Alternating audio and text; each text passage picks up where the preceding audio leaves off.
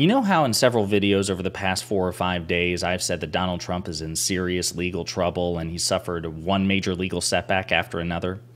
Well, when it rains, it pours, and right now, legally speaking, Donald Trump is standing in the middle of a rainstorm, a deluge, a hurricane even, without an umbrella. What do I mean? Well, Mark Meadows, his former chief of staff, the highest-ranking figure in the Trump White House besides Trump himself, and arguably the single most important fact witness into the question as to Donald Trump's involvement in his schemes to overturn the 2020 election, well, he has reportedly flipped on Trump in exchange for immunity. But before we unpack all that, if you haven't yet, please hit that like, subscribe, and the alert bell. Okay, folks, this makes, recent developments in Fulton County, Georgia with Sidney Powell and Ken Cheeseborough and Jenna Ellis look like nothing. I mean, this is prologue in comparison. So it was broken, I think, by ABC earlier today. Ex-Chief of Staff Mark Meadows, granted immunity, tells special counsel he warned Trump about 2020 claims, according to sources. Now, I'm going to play a couple of clips here. The first one, you may be tempted to take with a grain of salt because Chris Christie is running against Donald Trump, but that just adds flavor. That just adds seasoning. That just makes it more savory. Because the fact of the matter is that Chris Christie was a very accomplished federal prosecutor before he became governor of New Jersey. So he actually has some insightful commentary on this. This is Wolf Blitzer asking him about whether or not Donald Trump should be worried. How worried should Trump be right now about Mark Meadows being granted immunity? Desperately worried. Wolf, I'll tell you a story. The day that Donald Trump named Mark Meadows chief of staff, he called me and told me that Mark Meadows was going to be the next James Baker. Now, look, if the person you call the next James Baker is now testifying that you were lying to the American people about the election results from election night forward, which is reportedly what Mark Meadows is testifying, and that you knew all along that what you were saying was not backed up by the facts, Donald Trump is in very, very big trouble, and he is going to face real jail time for doing this if that's what's proven in court. Right now, Trump is clearly still...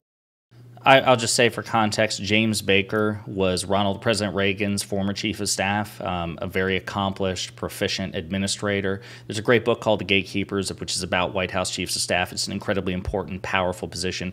Definitely recommend that you check it out.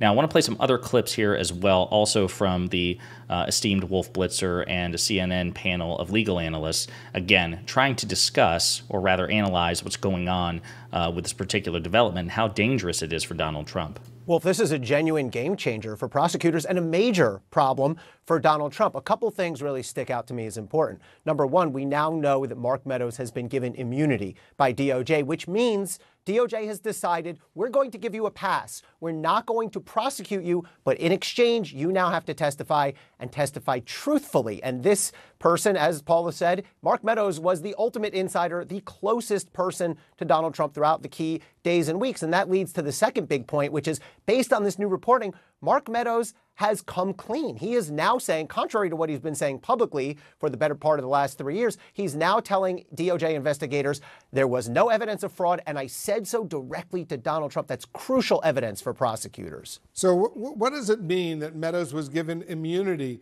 in this case, Ellie? So it means that prosecutors have struck a deal. When you have someone in Mark Meadows' situation, they gave him a subpoena, they asked him to testify in the grand jury. Usually someone in that situation, Mark Meadows' situation, takes the fifth. He has the right to do that. The counter move available to prosecutors then is to say, okay, now you're immunized, meaning we're not going to prosecute you. You have immunity. You're getting a free pass, but now he has to testify. And again, prosecutors don't give out immunity lightly. They only do so if A, they believe the person is telling the full truth, and B, they believe that that testimony is essential for their prosecution. Again, I mean, we're in the preliminary stages here, but this is huge, okay? And again, I want to focus on a key point there. So, according to the reporting about this immunity deal, Meadows said to Jack Smith and his prosecutors that by mid-December 2020, he privately informed Trump that Rudy Giuliani had not produced any evidence to back up the many allegations he was making, sources said. Then Attorney General Bill Barr also informed Trump and Meadows in an Oval Office meeting that allegations of election fraud were not panning out, as Barr recounted in testimony to Congress that year.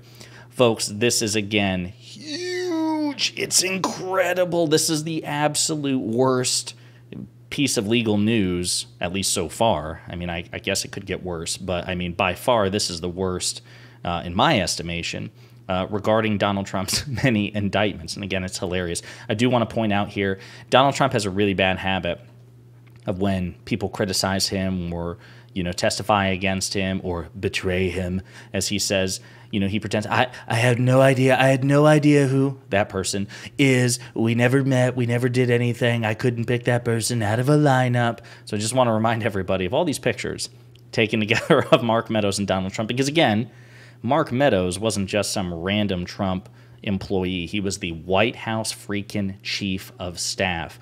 In the executive branch, it doesn't get higher than that unless you're like vice president or, of course, the president themselves. This is not good news for Trump, which means it's great news for the rest of us in democracy. And we will definitely be following this story as it develops.